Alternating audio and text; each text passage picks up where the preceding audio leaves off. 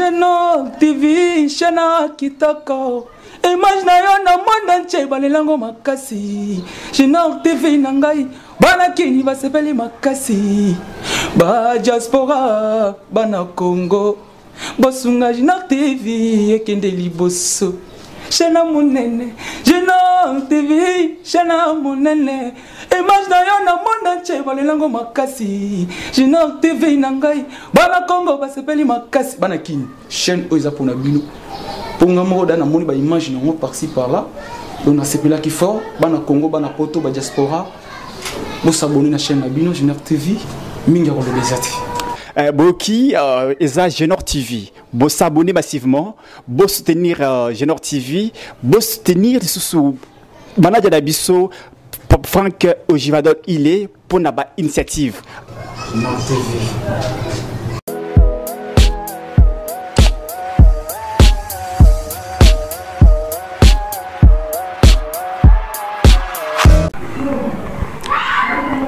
Bandeko nyonso ya Genor TV babone nyonso ya Genor TV na pesibino mbote na pokwa lelo pe na tombele bino mokakoso bino nyonso bomesana kolanda biso de temps en temps chaque fois que toyaka na plateau ya Genor TV pona ko lobela yango ezala na cadre ya kana ngatabala eza na plateau ya to lobela yango bino bandeko nyonso bomesana ko soutenir biso naza ko lobana bino merci pour nous bozo sala na sengi na ba onyonso bazana no ba abonné ya Genor TV bo s'abonner et ko sala biso plaisir et loko nazo sengeza bo like ka mingi ba vidéo na biso et ko sala biso malamu c'est la seule façon oyo bokoki ko soutenir biso yango wana quand vous likez quand vous nous regardez vous likez vous vous abonnez si vous ne l'êtes pas encore vous vous abonnez à Genor TV.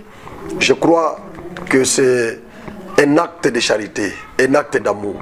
C'est comme cela que nous pouvons les considérer parce que vous n'êtes pas normalement obligés. Vous êtes obligés, vous n'êtes pas obligés de forcer binote bosa la ngozande ko bonde la ko senga na mawa pour bosa la yango surtout bandeko nyonso oyo baibike baza ko soutenir ba action ya chef de l'État Félix Antoine Tshisekedi Tshilombo bino surtout bino parce que naibike bandeko ya opposition bango bako sala ngote na na ngai toza na démocratie bango bako sala ngote po baibi ke bako supporter ta msute ba langage na biso lo baba opposant o baza modéré o bazo comprendre que na démocratie eza basé na contradiction démocratie eza basé na ba choc ya ba idée. C'est ça la démocratie. Bandeko bazo comprendre la démocratie na sens wana, ils peuvent nous soutenir. Bako s'abonner, peuvent soutenir biso. Mais ba conservatiste, il y a une viscérale, il y a moi sens moko boya que non biso toza ba protel, tokoki jamais ko soutenir ba protel te. Je crois que bango bako sala ngote, mais pour na bandeko nyonso oyo ba pona na bango le bon côté de notre histoire. Où est à côté, il y a chef de l'État Félix Antoine Tshisekedi Tshilombo oyo amemeli biso ba jeu ya francophonie na isasa oyo asali que plaisir azongisi plaisir na mité mape na milimo ya bandeko bandeko ba congolais o bazaki chaque fois attristé na batrocité na kwamutu na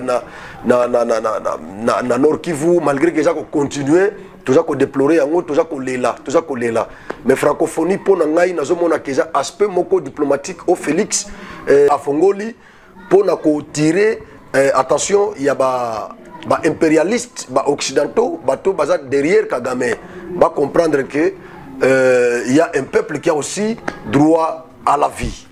Je crois que ça sens wana aspect wana pesa Félix akena on aspect wana je crois que bakolobela RDC. On va parler de notre pays. Voilà. Alors, na sengi na bandeko nyonso baza na sima ya vision à chef de l'État. Au bazo landa biso, bo s'abonner na Genor TV, pe bo partager lien ya émission. Na ye na plateau oyo pona ko zonge la maloba ya Museveni. Parce que mikolo na yoki bato ya PPRD, batomboki, bato ya PPRD tout ça. Basi ba boycotter déjà processus électoral. Balobi bango bako kina course te. Biso to prendre acte, il y a boycott na bango malgré na loba na bino la fois passée ba politicien ba ka koloba mo wana boycott te soki baza ko boycotter ozomona baposaka nde bacondition mwa bapréalable babiloko ndenge wana donc so monique aza incapable ayebi ne ke non ndenge eza bona baélection oyo bakovote biso te c'est vrai zwana no bato neti bato ya PPRD d'abord signe ya liboso oyo ezolakisa ke PPRD bakovote te eza nini eza ke départ ya Kabila eza départ ya PPRD tozomona lisusu badrapeau ya PPRD koflotte na bavile ya Congo te tozomona ngo te wana eza signe moko majeur oyo ezolakisa ke même soki bakende na baélection bakovote bango te alors baboyi koyokisa masoni c'est la lecture que moi j'ai faite baboyi koyokisa masoni balobi non so tokende na baélection c'est vrai bakovote biso te parce que badrapeau na biso eza te bamembre nyonso bazali na PPRD nyonso balia coin bacadre ebele ya PPRD basala transhumance bakenda na bango badrapeau ya PPRD ezalaki koflotte na bazamba nyonso ya Congo partout eza susu te mona na su te bajeune nyonso oyo basimbaka PPRD baza lisusu te baza te alors c'est une lecture oyo nga nazosala c'est une lecture oyo nga nazosala ça n'engage que moi donc comprend déjà que ndenge eza so tokende élection tokoleka te parce que touti na pouvoir nous n'avions rien foutu dans ce pays et lelo Félix azui pouvoir tala kisasa ndenge zongenga fikini yango wana baza kotonga ngo lisusu stade martyr batongima ba stade mususu na terrain wana stade martyr ba stade ya volleyball ba stade ya basket ba biloko ndenge wana ba infrastructure wana Kabila sala 18 ans atikela biso yango te lelo na ebite quinoa pena na ebite le konu yoko ebisa quinoa po na Tshisekedi adimayo héritier Watanabe auti kolobelo komoko na sepeli nango alobi comment c'est possible mutu akolinga francophonie mais azolinga Tshisekedi te j'appuie ça et j'ai vraiment aimé cette déclaration Watanabe merci beaucoup mwana mboka comment yokoki koloba que non francophonie bagia francophonie eza moment ya esengo pour les Congolais mais entre-temps tu n'aimes pas Félix muto a organisé yango le chef de l'État muto a convoqué ba jewana ya francophonie pour esalema na Congo mais yozo linga ba jewana ozo sepela olobi akisa komi kitoko mais muto a sali yango ozo linga été Watanabe lobi non c'est pas normal c'est pas possible et donc bandeko ya PPRD namoni on dirait bakomi ko refaire surface voilà pourquoi to yepona kozongisa maloba Museveni parce que biso to bossa na raté Museveni a uti koloba Museveni a accusé Kabila d'avoir entretenu les ADF il a accusé le gouvernement le régime Kabila d'avoir entretenu les ADF ba ADF baza ba rebelle les mouvement moko ya rébellion oyo et se créaki na Uganda ndenge pe M23 bazo se déclarer ba opposant ya régime ndenge pe ba ADF bazaka pe ba opposant ya régime ya Museveni ba créaki ADF wana mouvement wana ou groupe terroriste wana c'est comme ça qu'on les considère parce que baza ba allié ya état islamique en Afrique centrale bango nde bazo représenter état islamique bango baza lié na bango donc mbongo na bango bazo kango na kidnapping enlèvement massacre tuerie nde bazo ka financement na bango alors ADF eza groupe terroriste moko oyo créé yango na ba opposant ya Museveni ndenge ka ba opposant ya Félix ba opposant ya Kabila ba opposant ya Muse ba créa pe mo ba groupe armé na bango ndenge ba opposant ya Museveni ba créa kapé groupe au terroriste ADF objectif nango ezanini objectif primordial ya ADF ezalaki pona ko renverser régime ya Museveni groupe yango ba créé yango na 1995 par ses opposants de Museveni bakima lokola batraka bango na Uganda c'est comme ça que bakima na Uganda baya na RDC tango baya na RDC bato basala ADF ils étaient deux opposants farouches de Museveni Moussa Seka Baluku et Jamil Mukulu bangonde basala ba créa ADF batrake bango kuna c'est comme ça que mouvement wana eya na Congo. Tango koma na Congo, lokola groupe terroriste nyonso bazaka besoin de financement. C'est comme ça que Museveni a révélé le komoko alobi régime ya Kabila, ya Joseph Kabila, ya ngonde et banda et entretenant mouvement wana parce que bango ba démantela bango déjà na Ouganda. Alors ils étaient venus en RDC du temps de Joseph Kabila. Kabila nde mutu abandaki ko financer bango d'une manière indirecte. Selon Museveni, qu'est-ce qu'il dit?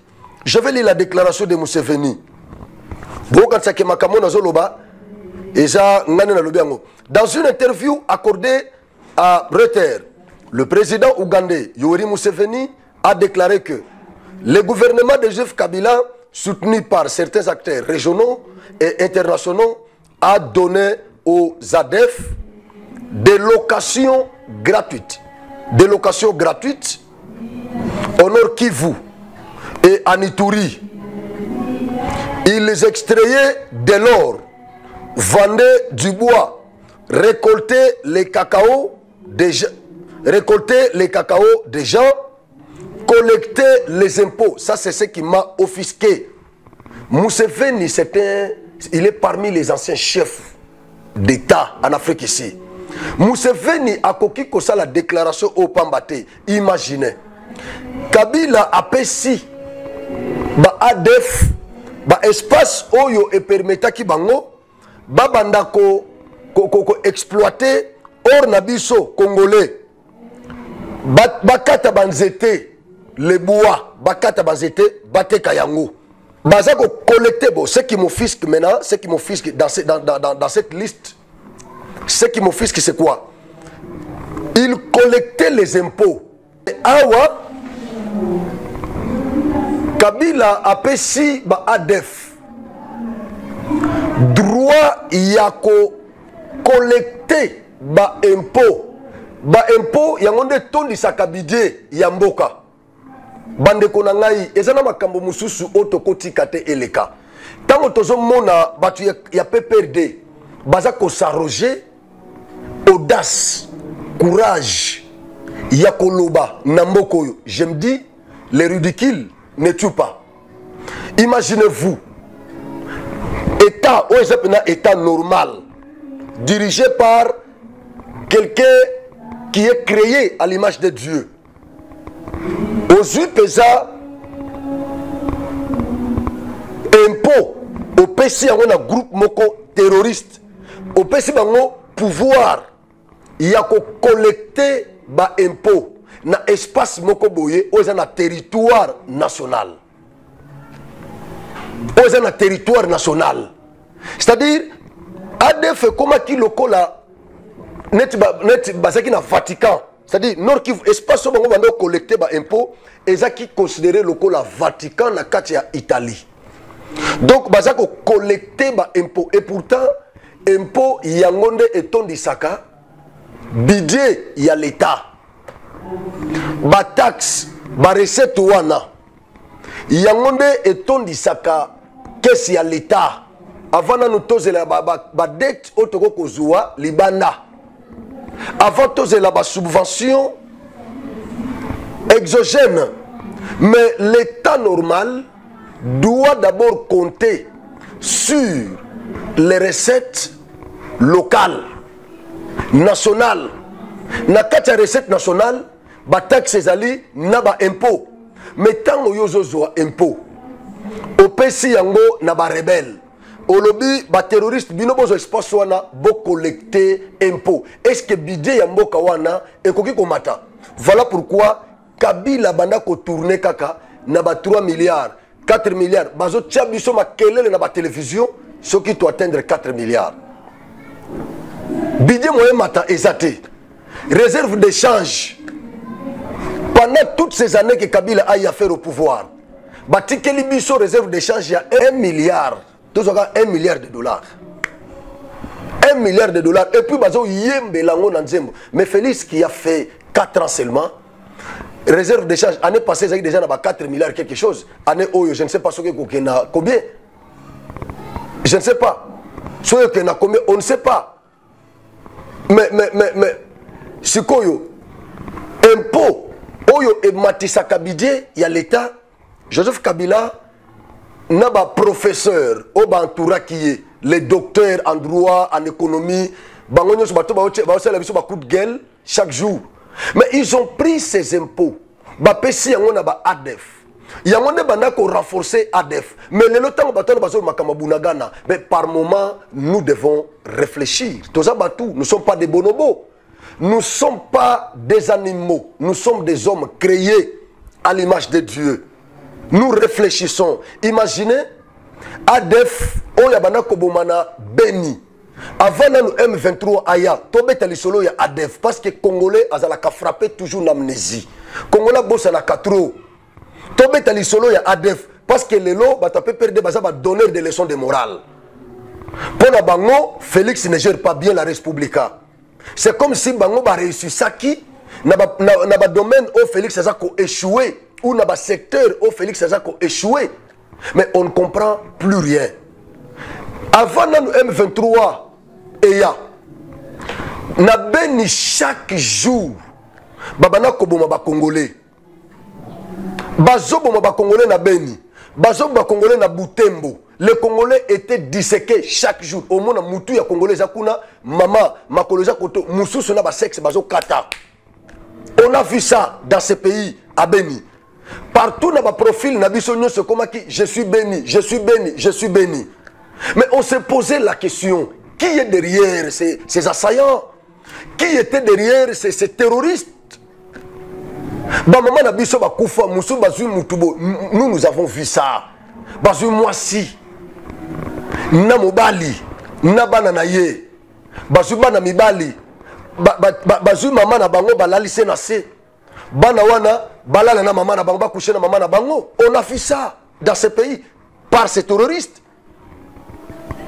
Moi si bazui papa naye bayebisi papa naye yozo coucher na mwana nayo soki te tokoboma yo accoucher naye te bakoboma ye kaka bazui mama bakati enda mundambu batumbi kamundele balesi bana balesi na mobali na mboko yo on a vu ça na Beni, ça s'est fait à Beni. Et chaque jour nous étions en train de chercher l'auteur intellectuel, l'auteur moral. Nous étions en train de chercher ces responsables-là, intellectuels. Ba ADEF Bakoboma, Bakangi Bango, 3, 4, 5, Moussouba Kimi, Moussouba Ken en prison, mais Bazo Tanga, responsable moral T. Responsable intellectuel, Bazo Kanaka, responsable matériel. Mais intellectuel, c'était Joseph Kabila. Tobana Kolobango, les gens pensaient qu'on faisait de la blague. Bazo Kansekeno, Tozako accusé Kabila gratuitement. Mais Lelo, c'est Museveni qui a rebondi encore avec cette affaire.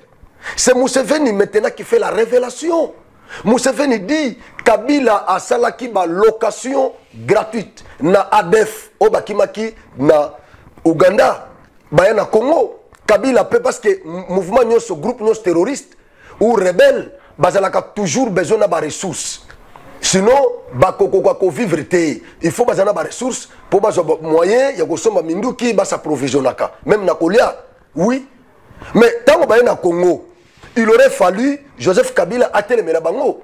Nde ba démanteler ki bango kuna, yé pas démanteler bango awa. Non bozonge pas na bino, boke ne peut ko bomé pas na bino. Mais il a entretenu ces groupes terroristes là ici chez nous en RDC. Et ces gens-là ont disséqué les Congolais à Beni et à Butembo. Tina Ituri, c'était ici. Nous étions avec vous ici, avant Bunagana, parce qu'aujourd'hui, les gens parlent de Bunagana, Bunagana, c'est comme si, avant Bunagana, massacre les gens qui étaient dans l'Est. C'est comme si avant, d'ailleurs, quand Bunagana, Bunagana,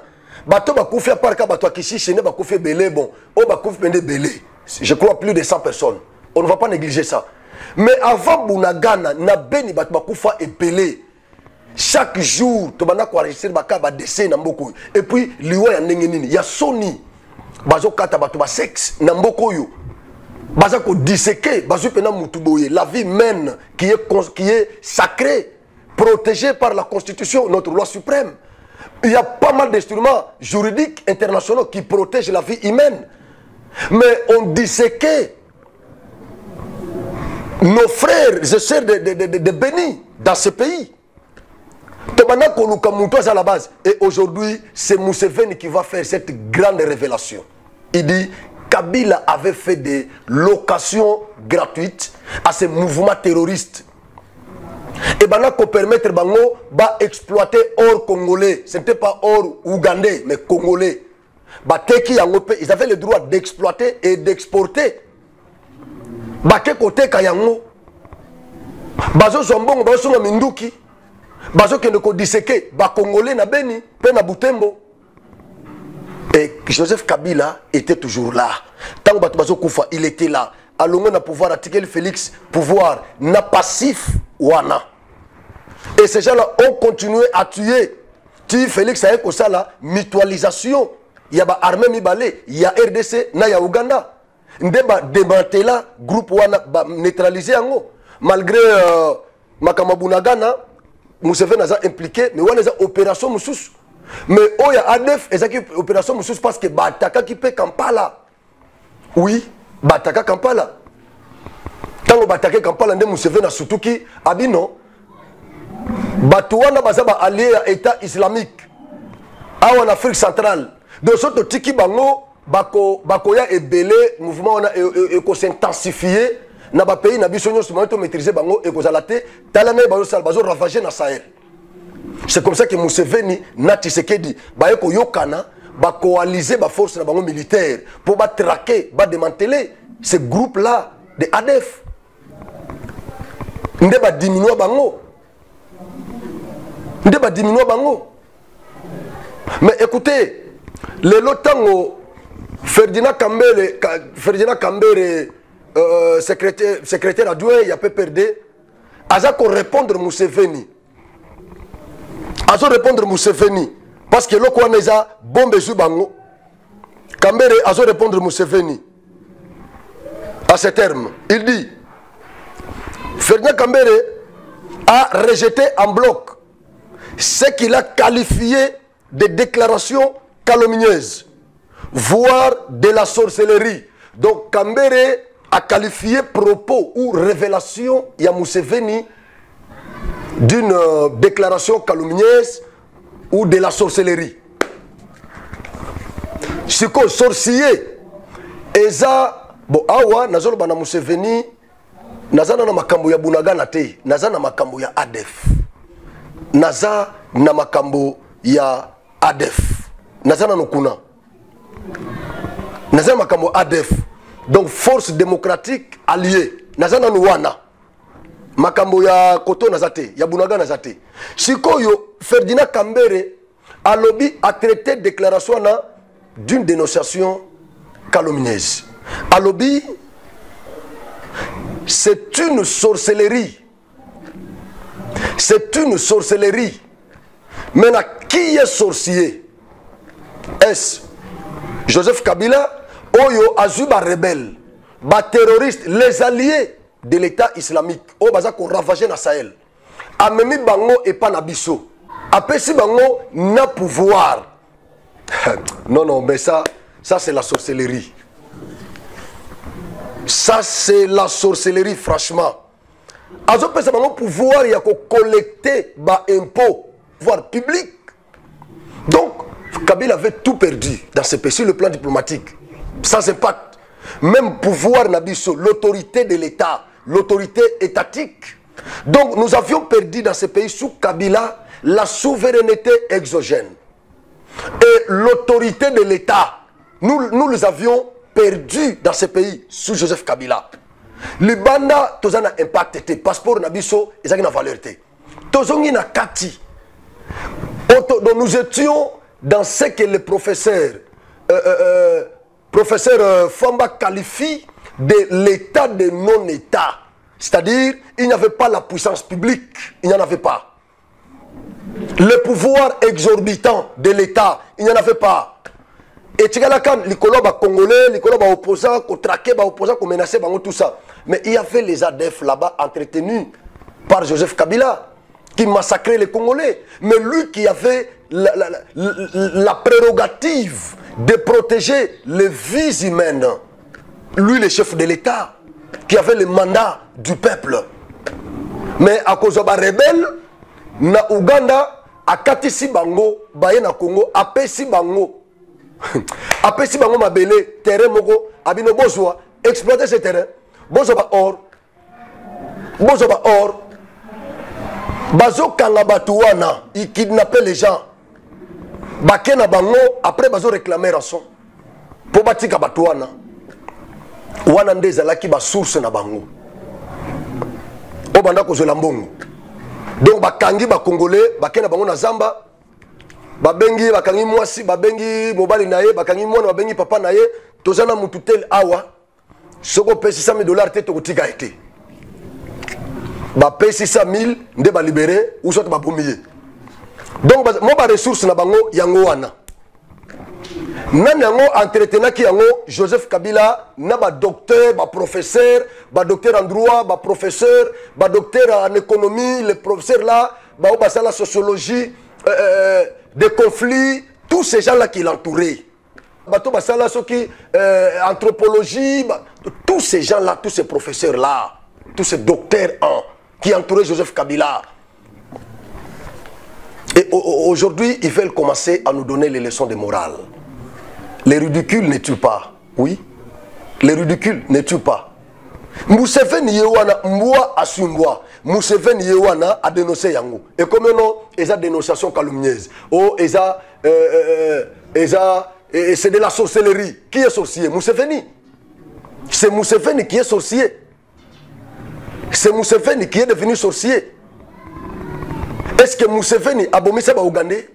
Tant on comprend que Barebel Wana il présentait une menace pour l'Ouganda, mais à Traka Bango, bah démanteler le mouvement wana, bah Kenya bah na Congo, Kabila a récupéré ces gens-là. Bah c'est que Rwandais a récupéré Bango avec l'objectif, parce que Bango bah ça le mouvement na Bango pour bah renverser le régime ya Museveni. C'était ça leur objectif primordial. Mais est-ce que Kabila a récupéré Bango pour quel fait? Pour bah que ça la nini et pas nabiso. Et 18 ans Kabila Kenya, bon si quoi bah ADF bah ça la nini et pas nabiso. Cette force-là démocratique alliée, qu'est-ce qu'elle a fait chez nous ici? Si c'était que disséquer les Congolais, tuer les Congolais à bout portant, qu'est-ce qu'ils ont fait chez nous? Alors, entre Joseph Kabila et Museveni, qui est sorcier? Parce que sorcier, biso, bafricain, toyebi ke ndoki aza mutoyo amela makila batu ndoki aza muto aliaka. Oui, mais si vous êtes le chef de l'État, vous recevoir mandat, il y a que protéger la population. Mais vous avez entretenir un groupe terroriste étranger. Vous avez démantelé le pays, mais toi tu les récupères ici. Et puis tant que vous avez Joseph Kabila, aza kimia na kingakati avandi. Tant que vous avez mitou, quelle est cette main noire qui serait derrière ce groupe terroriste-là? Ils ont la M23, ils ont la ADF. Kabila est taciturne, il ne dit rien. Avant la Kingakati, il ne dit rien. Mais Museveni, que Museveni a mis ça. Ce qu'on va faire, Ferdinand Kambere. Kambere a l'ongwe kuna. A continuer le lobby, Museveni a juste tremblé. Parce que va comprendre que le régime de Tshisekedi est comme une souka. Mais le régime de Tshisekedi est comme une... Non, c'est pas possible. Le régime de Tshisekedi est comme une souka. Qui va chasser Tshisekedi au pouvoir? Parce que c'est par la voie démocratique. Bino Botikeli Bisso, la voie des droits. La voie des droits, c'est l'alternance. Les élections. Tu organises l'élection, Bino Bokena. Vous avez été frappé à plate couture. Vous êtes parti. Vous nous avez laissé le pouvoir. Et aujourd'hui, qui va faire partie de Tshisekedi? Si ce n'est qu'un candidat à l'élection présidentielle de décembre, qui va faire partie de Tshisekedi? Parce que c'est ça la voie des droits. Ça ne sera pas par une voie de fait, non. Par une rébellion, non. Par un putsch, non. Mais c'est par la voie des droits. C'est par les élections. Par l'alternance politique. Mais votre autorité morale, il n'est pas candidat. Mais je ne comprends pas, je ne comprends pas, je ne comprends pas, je ne comprends pas. votre candidat, votre autorité morale, lui, n'est pas candidat à l'élection présidentielle. Vous avez boycotté les élections. Mais maintenant, tu dis que Museveni a eu peur parce qu'il sait que leur allié, tu sais qu'il dit, il est sur le point d'être chassé du pouvoir. Mais qui va les chasser? Et pourtant, nous n'avons qu'une seule voie de droit, qui est la voie de l'alternance, des élections. Et pourtant, votre leader lui-même n'est pas candidat. Si on a évité Ferdinand Félix Akokende, nani a chassé Félix na pouvoir. Qui va gagner Félix à l'élection présidentielle? Est-ce que c'est Kabila qui n'est pas candidat, ou bien c'est Fayoulou qui n'est pas candidat, ou encore c'est Katumbi? Je ne comprends pas. Je ne comprends pas calcul ya bandeko, je ne comprends pas. Ou soit parce que soto ke musika na déclaration Kambere, ou soit baza ko préparer putsch. Pourquoi baboy ko postuler? Ils ont compris que soto ke na voie des droits, to kolongo la Félix était. To préparer ce qu'on voie de fait, va préparer putsch. Écoutez, notre histoire ce n'est pas l'histoire de Burkina Faso. Nous n'avons pas la même histoire que le Mali. Nous n'avons pas la même histoire que le Niger. Non. Nous, c'est la RDC. C'est la RDC, la République démocratique du Congo. Nous n'avons qu'une seule voie pour accéder au pouvoir. C'est par les élections. Oui. Mais dès lors que votre autorité morale n'est pas candidat à cette élection présidentielle, et donc, il vous sera impossible d'y accéder. Non. À la magistrature suprême, non, non. Botika, biloko wana. Bogoya, bisopetoye. Boye, bisotoye. Bogoya, bisotoye. Oh non, Félix, il est sur le point d'être chassé du pouvoir. C'est pourquoi? Non, écoutez, Félix est là. Que personne ne vous trompe. Félix est là. Qui va les chasser du pouvoir? Yepsangaï, qui va les chasser du pouvoir? J'ai la francophonie, oyo bouger monde, oyo. J'ai la francophonie. Oyo pesa maman na cartouche au Félix Abetibino. Vous n'êtes pas tranquille pour le moment. Vous pouvez perdre ensemble la mouka, vous n'êtes pas tranquille. Vous êtes agité, vous n'êtes pas tranquille. Vous n'êtes pas tranquille. Et que tu Senko a commis Kosenga. À ça la audit externe et fichier électoral. Waouh.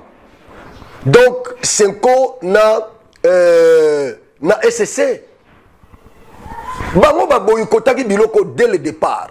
Baboya ki biloko yo.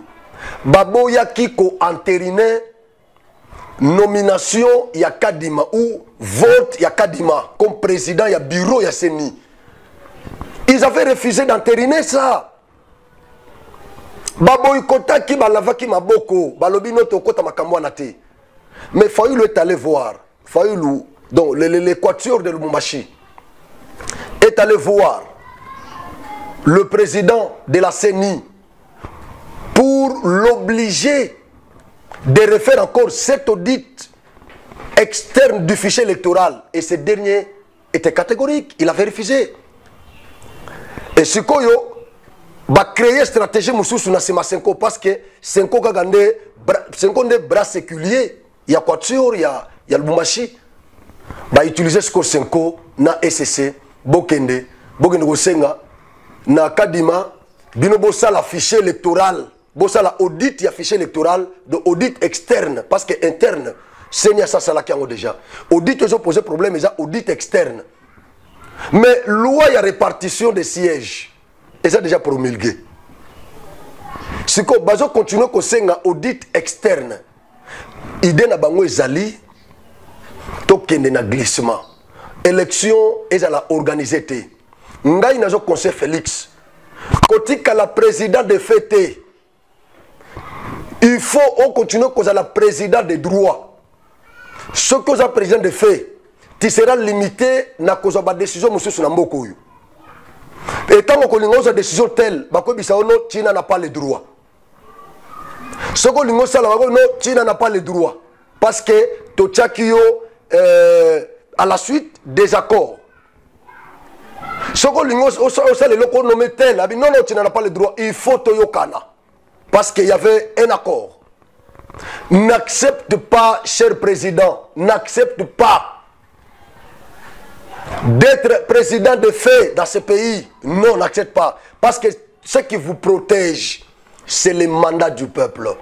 Ce qui vous protège, c'est la légalité, la légitimité que nous t'avons donnée. C'est ça, les dialogues. Sinon, tu vas devenir président de fait. Et il y aura beaucoup de choses dans ce pays qui vont t'échapper. N'accepte pas de devenir dans ce pays un président de fait, cher président. N'accepte pas, parce que c'est là où il va t'amener. Ils sont en train de créer des stratagèmes juste pour te convaincre d'aller là-bas. Parce qu'une fois que tu acceptes les dialogues ici, à l'issue de ces dialogues-là, il y aura le partage des pouvoirs. Il y aura un premier ministre qui ne sera pas de ton obédience. Et là, tu seras un président d'étiquette, de fait. Et là, je suis en train de voir la dangerosité de cet état des choses.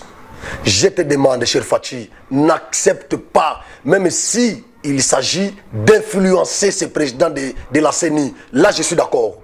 Kadima Andimate, na demande il y a Senko na SCC Andimate, il y a l'Angoussou Roche, il y a un piège là-bas tendu. Ce qu'on dit que c'est la audit externe, le col là-bas, c'est opposant à Kadima. Bas s'opposant qui n'a nomination à Kadima dès le départ. Ils vont tripoter les choses là-bas. Ils vont toujours, et ils ne seront jamais satisfaits dans ce pays.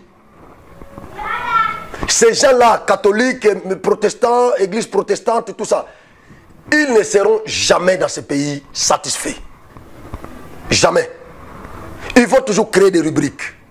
À Tabozu, Senibo, Pessi catholique, il y aura toujours des problèmes. Des problèmes. Malou Malou. Il était qui? Un abbé catholique. Mais c'était toujours des problèmes. Catholique, tout ce timel déjà, catholique, ils ont sauté. Tout le bas. Bolimbisanga, bandegonyo soit catholique, Bolimbisanga, il t'en a zolo batam sous catholique, et bimabima, tout ça. Non, non, n'a pas de problème bandego catholique. Quand je parle ici, n'a pas comme on senko. Na SCC, ba protestante, n'a moi na botami na église protestante, na koli na église protestante. Merci beaucoup. Bandeko tokutana mbalasima. Bon partager le lien, il y a émission. Merci. Genor TV, Shana Kitoko. Image na yo na monde entier balelango makasi. Genor TV nangai, bana kini basepeli makasi. Ba diaspora, bana Congo. Bosunga Genor TV ekende liboso. Shana munene, Genor TV, Shana munene. Image na yo na monde entier balelango makasi. Genor TV nangai, bana Congo basepeli makasi. Bana kini, chaîne oiza pona bino. Ponga moko dana moni ba image nango par-ci par-là. Donc na sepela ki fort, bana Congo, bana poto, ba diaspora. Bo s'abonner na chaîne na bino Genor TV, mingi ko bezati. Boki eza Genor TV, bo s'abonner massivement, bo soutenir Genor TV, bo soutenir sous manager d'Abisso Franck Ojivadol il est pour naba initiative. Genor TV.